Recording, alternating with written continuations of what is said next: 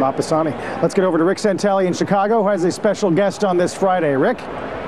Well, thank you very much, Carl. You know, I always try to bring things from the fixed income side that can give traders and viewers an idea where rates may go and maybe some good and bad ideas. The current talk at Treasury is should they issue floating rate notes, FRNs. And my good friend Jim Bianco weighed in on this, and we're going to throw on the screen what he said. I don't get why the Treasury thinks floaters are a good idea with short-term rates at 0%, as they only have one way to go, and that's up.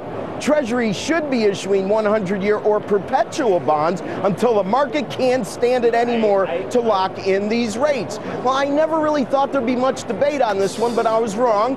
Mike Norman's my guest, Economist blogger. Welcome, Mike. You don't quite see it this way, and I'd like to know why.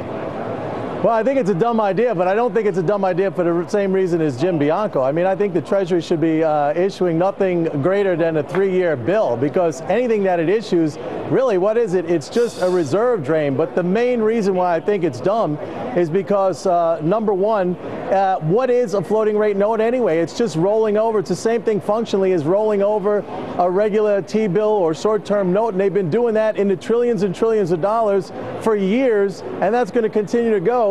And even if they couldn't roll it over, it wouldn't preclude the government from spending anything it needs to spend, because it spends simply by just issuing money, crediting bank accounts. And by the way, if this is some kind of an enticement to investors, you know, thinking maybe they'll offer a higher rate, the government controls the interest rate anyway through the Federal Reserve. So, I mean, it's just dumb. All around, it's dumb. And the fourth thing I'll mention is that if they do raise rates, well, then they're going to be feeding inflation, because the government's a net payer of interest, so it'll just be boosting interest income, and that, if it's not met with an increase in output, you're going to increase inflation. So it's just a dumb idea all the way around, and I don't understand why Treasury is proposing this. Maybe they think they're going to run out of money. If they do, it's completely ridiculous. Well, Mike, let me just get a word in here. He should be out of there.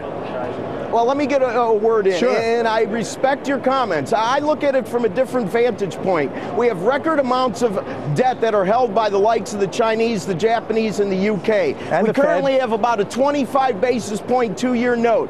The Fed can only control 2 rates. They can control the overnight Fed funds rate and the discount rate. Everything else they influence, and their influence is large. They basically buy over 60% of the issuance by the Treasury in the most incestuous financial relationship in the history of our country, in my opinion. But what I'm worried about is we're currently spending hundreds of billions of dollars servicing our debt. And the guy who created floaters, Mike, is a guy named Harvey Campbell. 20 years ago, he said they should have done it. If they listened to him, they would have saved about $3 trillion.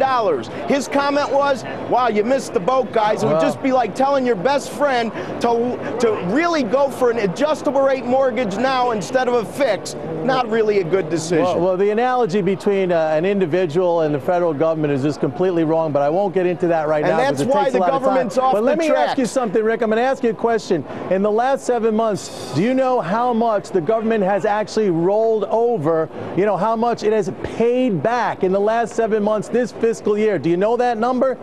If you don't, I know another number. I know another number. $38 trillion. $38 trillion. Wait a second. $15.8 trillion is the national debt clock right now. That's making me roll over. Okay, Carl, well, are you going to roll over with me, buddy?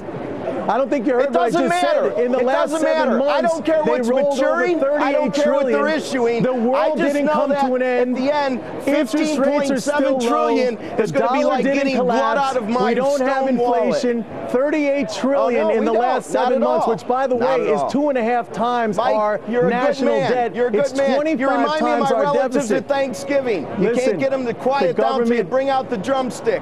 Carl, back to you. The government pays its debt the same way it pays for everything else. It's simply an entry in their accounting books. It's marking up bank accounts. That's all it is. This is an accounting system. Got to get you two guys together in the same room. Thanks very much, Rick Santelli in Chicago. Get a quick check of shares of Apple.